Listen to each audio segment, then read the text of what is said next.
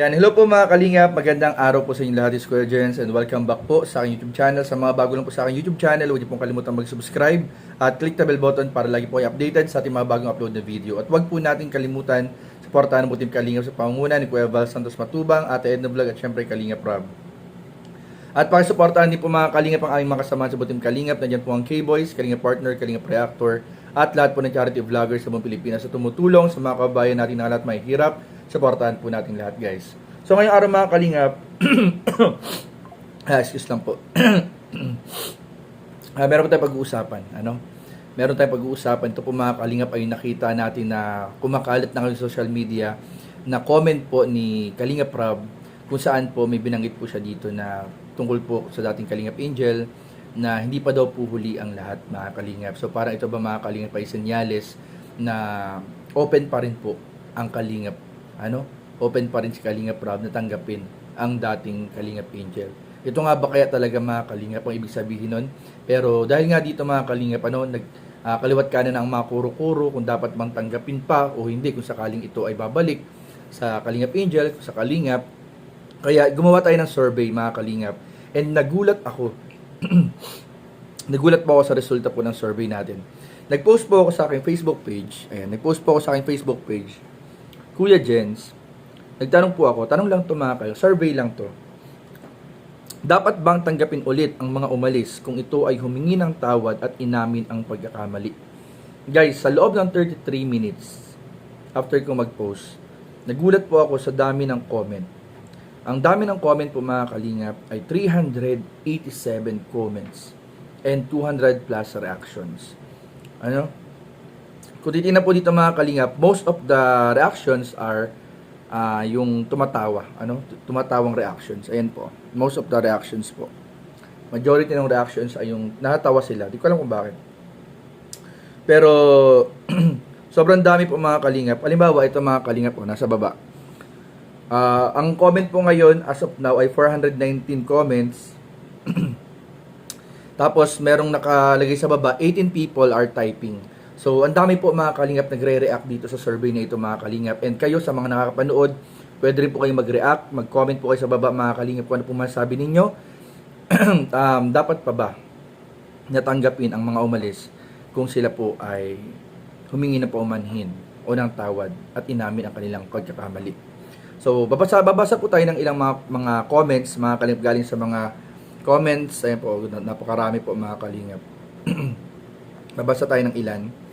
So, pwede kayong mag-agree, pwede kayong mag-disagree. So, iba-iba po yan mga Kalingap. Pero for the confidentiality mga Kalingap ng mga nag-comment ay hindi po natin papangalanan. Sabi dito, sa ilang mga comments po na ating nabasa. Wag na, uulit pa yan.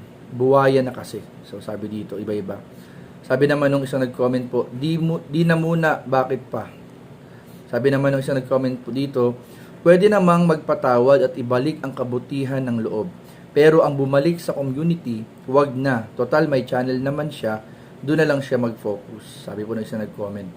Sabi naman ng isang pang nag-comment, magkapatawaran pwede. Pero yung pabalikin ay naku, sorry to say, pero laking, may sabi siyang word dito na hindi natin pwedeng sabihin, huwag magpalin lang sila Kuya Val at Kalingap Rob sa mga taong traidor. At ang ahas ay mananatiling ahas yan, manunuklaw at manunuklaw ng paulit-ulit yan.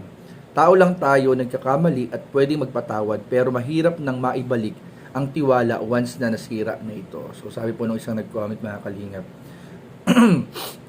Sabi pa ng isa, ang haba guys ng comment guys, sa totoo lang ang haba po ng comment, ang haba po ng comments. Sabi yun, nako para sa akin po mga Kalingap, mahirap na kasi magtiwala. Nagawa na sa una, bakit humingi ng tawad umamin? Andyan na, nakatatak na ang ginawa nila.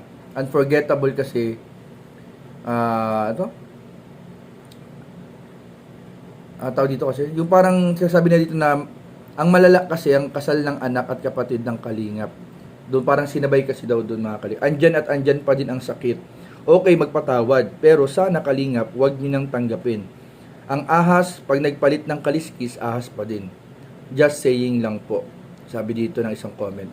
Sabi naman na siya dito, wag na Kuya Jens, pabayaan na lang po na mamuhay, na mamuhay sila ng kanila.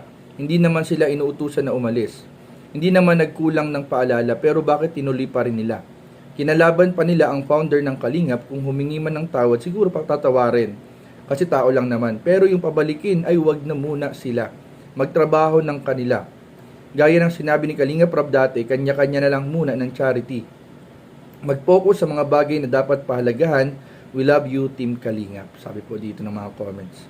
Sabi ng isa pang nag-comment, big no! May kasabihan, leopard never changed their spot. Grabe po mga Kalingap. Majority po nang nagko-comment dito mga Kalingap. Willing silang magpatawad pag humingi ng tawad ng umamin na pagkakasala, humingi ng paumanhin. Willing naman lahat magpatawad. Pero majority po ng viewers and comments po dito sinasabi na wag nang tanggapin kapag bumalik or wag nang pabalikin. Sabi pa dito sa ibang comment, patawarin sila kasi yun ang dapat. Ang taong nagkasala pag humingi ng patawad ay magpatawad tayo. Pero wag nang ibalik sila sa Kalingap. Sobra-sobra ang ginawang panghihiya sa kay Kuya Bal, Kalingap Rob at kay Edu. God bless you all Kalingap. Sabi ng isang comment po.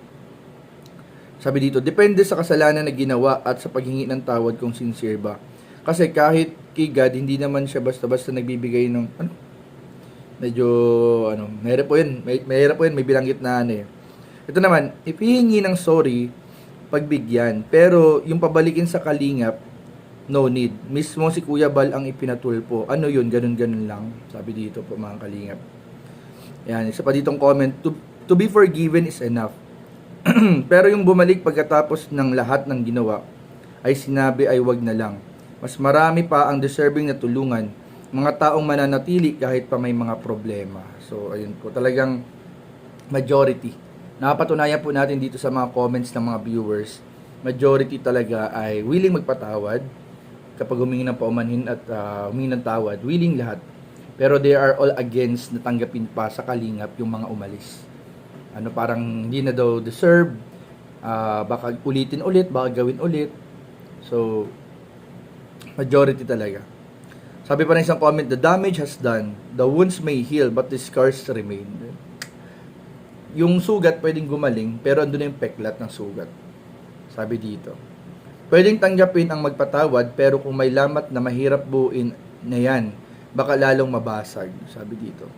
Sabi pa rin isang comment, para sa akin depende kung ang kasalanan na ginawa, yung buong Pilipinas ang alam, lalo na kung sa pinaka-special na araw ng buhay mo, ginawa para sa akin, hindi ko patatawarin. Hindi tayo perfect tulad ni Lord, ang magpapatawad kasi hindi madali, lalo na kung gaano kasakit o kabigat ang nagawa sa atin. And mahaba pa yung po niya, ito po. Hindi ko na po mabasa lahat. Pero yun, talagang iba-iba po yung comment mga Kalingap. For me, Kuya Jens, no need. Marami pang matutulungan dyan na iba. Sabi dito. Majority talaga guys. Ang dami pa nagtatype mga Kalingap po. Ang dami pa nagtatype. 15 people are typing their comments mga Kalingap at the moment. Yan. Para kang may alagang cobra, anumang oras pwede kang tuklawin. Grabe. Majority talaga po mga Kalingap. Forgive, however, not to forget. After all what has been said, that is very toxic bashing to Kalingap. Hell no. Sabi dito po na isang comment po natin. Sabi ng isa pa, for me, wag na Kuya Jens in the first place, pinahiya ang mga magulang ni Kalingap Rob sa araw ng kasal ng kapatid niya at sana inisip nila ang mga bagay-bagay bago sila gumawa ng kahihiyan sa family nila. Tumutulong lang kayo pero kayo pa ang nagiging masama at hindi sila nakilala ang mga sponsor kung walang Kalingap na tumutulong sa kanila. Period and just saying lang. Bahala sila kung saan na sila dalhin ang kapalaran nila.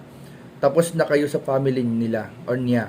At tapos na din kayo dun sa dating angel. Focus sa panibagong mission. Basta ingat always para sa bagong darating sa buhay. Iba-ibang comment po talaga. Pero napakarami pong napakarami po mga Kalingap na halo-halong comment. Pero majority talaga guys. Majority. Napatunayan ko dito sa mga pagbabasa natin. Majority. Willing magpatawad lahat. Kahit mga viewers, willing magpatawad kapag humingi ng tawad.